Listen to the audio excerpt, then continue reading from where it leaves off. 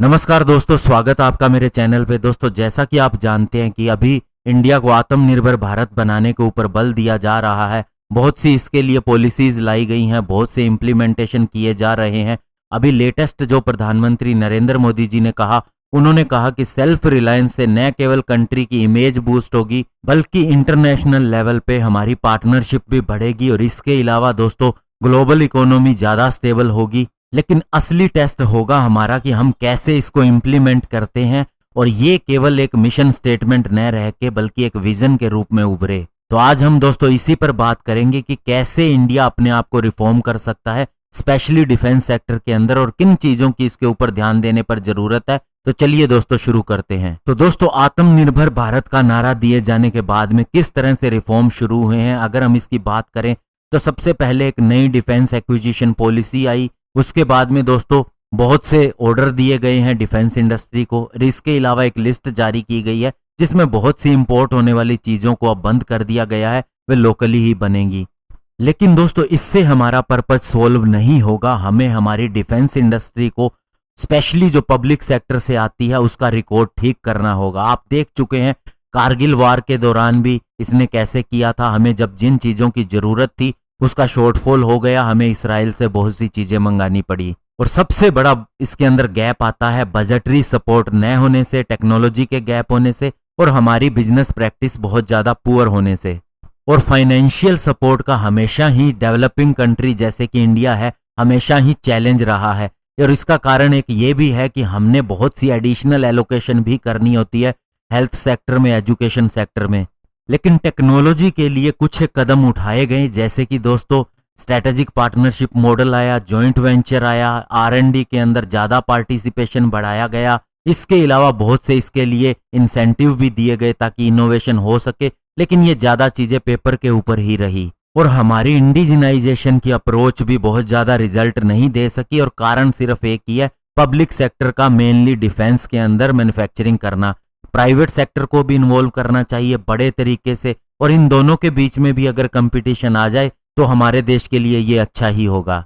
और हमें ज्यादा बल देना होगा एक पार्टनरशिप के ऊपर, स्पेशली पब्लिक और प्राइवेट सेक्टर के अंदर, क्योंकि दोस्तों US, UK, ऑस्ट्रेलिया के अंदर भी इसी तरह से पार्टनरशिप की जाती है। अब दोस्तों अगर हम बात करें हमारे पड़ोसी देश चाइना की, जो हमसे बाद में आजाद हुआ था लेकिन बहुत ज्यादा तरक्की कर गया इस सेक्टर के अंदर, तो उनका भी यही सिस्टम है। उनके वहां भी स्टेट ओन्ड एंटरप्राइजेज हैं जैसे हमारे यहाँ पर PSU है, लेकिन उन्होंने प्राइवेट सेक्टर के लिए ये सारी डिफेंस इंडस्ट्री खोल दी और एक कोलैबोरेटिव मॉडल अपनाया गया, ना केवल डिजाइन और डेवलपमेंट के अंदर बल्कि मैन्युफैक्चरिंग के अंदर भी। और वहीं से उनकी ग्रोथ और इंप्रूवमेंट शुरू हो गई। हम दोस्तों इंडिया के अंदर एक उदाहरण ले तो हम LCA तेजस का उदाहरण ले सकते हैं, जिसे HAL ने बनाया है। और अगर इस फाइटर जेट की तुलना किसी अन्य फाइटर जेट से करें अभी, तो हम इसे किसी भी रैंक में नहीं रख सकते, क्योंकि अभी इसे ऑपरेशनल पूरी तरह से होना है। अब दोस्तों बात आती है कि एयरफोर्स को रिस्पॉन्सिबिलिटी क्यों नहीं दी जा रही। इंडिया के अंदर यही प्रॉब्लम है कि यूजर इंटरफेस एविएशन इंडस्ट्री के अंदर बहुत ही लो है,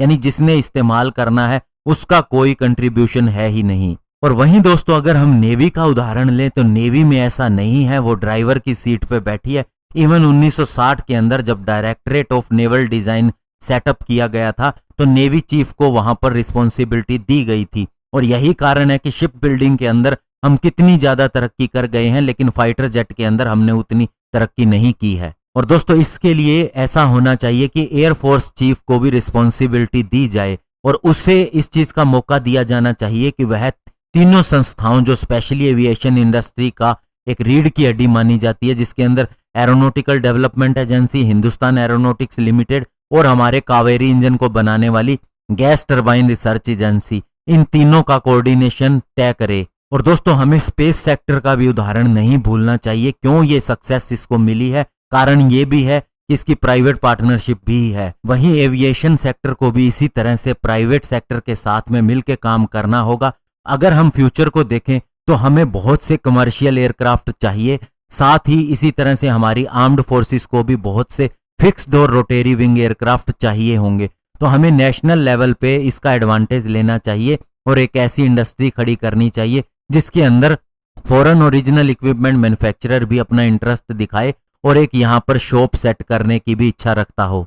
और टेक्नोलॉजी गैप को दूर करने के लिए पहले तो प्राइवेट कंपनी को R&D के अंदर भी आना चाहिए। दूसरा, इसे स्ट्रेटेजिक पार्टनरशिप मॉडल के तहत ओरिजिनल इक्विपमेंट मैन्युफैक्चरर के साथ में मिलकर कोलैबोरेशन करना चाहिए। हालांकि दोस्तों समय के साथ ये सारी चीजें भी डाइल्यूट होती जा रही हैं। अब पब्लिक सेक्टर की कंपनीज भी स्ट्रेटेजिक पार्टनरशिप मॉडल को फॉरेन OEM के साथ में अपनाना चाहती है, जैसे HAL भी ऐसा करना चाह रहा है और ये उसके लिए सेल्फ डिफीटिंग जैसा होगा। और इसके अलावा एक और मॉडल है, अगर लो टेक मैन्युफैक्चरिंग सेगमेंट हो तो वो है जॉइंट वेंचर का। इसके अंदर फॉरेन मैन्युफैक्चरर के साथ जहां जरूरत होती है वहां पर जॉइंट वेंचर किया जा सकता है। इसका अच्छा उदाहरण आप देख सकते हैं क्लाशिनकोफ के साथ में इंडिया के अंदर राइफल बनाने का, जो ऑर्डिनेंस फैक्ट्री को दिया गया है। इसके अलावा प्राइवेट इंडस्ट्री भी लो टेक हाई पॉपुलेशन वेपन्स के लिए या फिर एम्यूनिशन के लिए जॉइंट वेंचर कर सकती है। और इसके लिए हमारी एक पॉलिसी भी है, by global manufacture in India, ये 2020 के अंदर ही आई है। अब दोस्तों इसके अलावा हमें इसे पूरा करने के लिए क्या करना चाहिए, तो सबसे बड़ी बात है हमें पैसे की जरूरत है। इसके लिए फाइनेंस करना बहुत जरूरी हो जाता है, बिना पैसे के कुछ भी नहीं होगा। और इसके लिए एक मॉडल अपनाया जा सकता है, जैसा कि रेलवे फाइनेंस कॉरपोरेशन है, इसी तरह से डिफेंस फाइनेंस कॉरपोरेशन भी बनाया जा सकता है, जिससे सीधा सीधा 2 लाख करोड़ के डिफेंस बॉन्ड भी मिल जाएंगे। और दूसरी दोस्तों, अगर पैसा हमें चाहिए तो जो मिलिट्री की लैंड है जो होल्ड के ऊपर है उसको भी मोनेटाइज करना चाहिए। किसी भी तरीके से उसको रेंट पे दे के उसके ऊपर कुछ कंस्ट्रक्शन करके किसी भी तरह से उससे रेवेन्यू लेना चाहिए और केवल मॉडर्नाइजेशन के ऊपर खर्च करना चाहिए।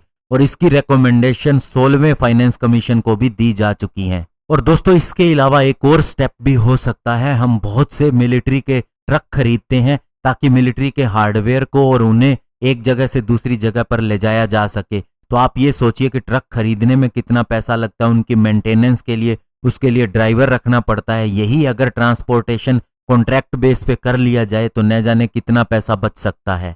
हालांकि दोस्तों जो बॉर्डर एरिया के अंदर हमें जरूरत है व्हीकल्स की, वो जरूर पूरी करनी चाहिए। बाकी जगहों पर ऐसा किया जा सकता है कैंटोनमेंट्स के अंदर। इसके अलावा जो उनको स्पेयर पार्ट्स की जरूरत होती है वो सेंट्रलाइज्ड तरीके से एक जगह से दूसरी जगह भेजे जाते हैं। इसके अलावा लोकल लेवल पे ही उसको नियर बाय टाटा या मारुति डीलर से संपर्क करके खरीद लेना चाहिए, इससे वो कम पैसे के अंदर हो सकता है। इसके अलावा R&D के अंदर इंप्रूवमेंट लाने के लिए सिविल सेक्टर का भी पार्टिसिपेशन बढ़ाना चाहिए, इंसेंटिव देना चाहिए, लो कॉस्ट के ऊपर लोन देने चाहिए, DRDO को ज्यादा से ज्यादा इनके अंदर इन्वॉल्व करना चाहिए। और इसके अलावा सबसे बड़ी जरूरत है हमारी जो पॉलिसीज हैं उनके अंदर चेंज लाने की, ताकि वे फास्ट हो सके और बहुत ज्यादा इफेक्टिव हो सके। इसके लिए DPP मॉडल 2020 भी लाया गया है, ऐसा नहीं कि गवर्नमेंट ने नहीं किया है। इससे उम्मीद है कि अब बहुत ज्यादा एक्विजिशन जो होगी वो जल्दी हो सकेगी। तो दोस्तों अंत में कहना चाहूंगा कि जो सारी चीजें हमने डिस्कस की हैं, गवर्नमेंट इसके ऊपर विचार कर रही है और बहुत सी चीजें उसने बना दी हैं। ये आत्मनिर्भर भारत के लिए अभी जो पॉलिसीज चेंज की जा रही हैं वो इसी तरीके से ही चेंज की जा रही हैं। इसी तरह से उन्होंने 5 साल तक सोचा और अब उसको इम्प्लीमेंट किया जा रहा है। कहने का मतलब सबसे बड़ा ये है कि प्राइवेट सेक्टर का पार्टिसिपेशन बढ़ाना होगा, जो कि दोस्तों बढ़ता दिख भी रहा है। इसके अलावा अब सिर्फ देखना होगा कि चीजें अगले 5 सालों में इम्प्लीमेंट कैसे होती हैं और उसका रिजल्ट कैसे आता है।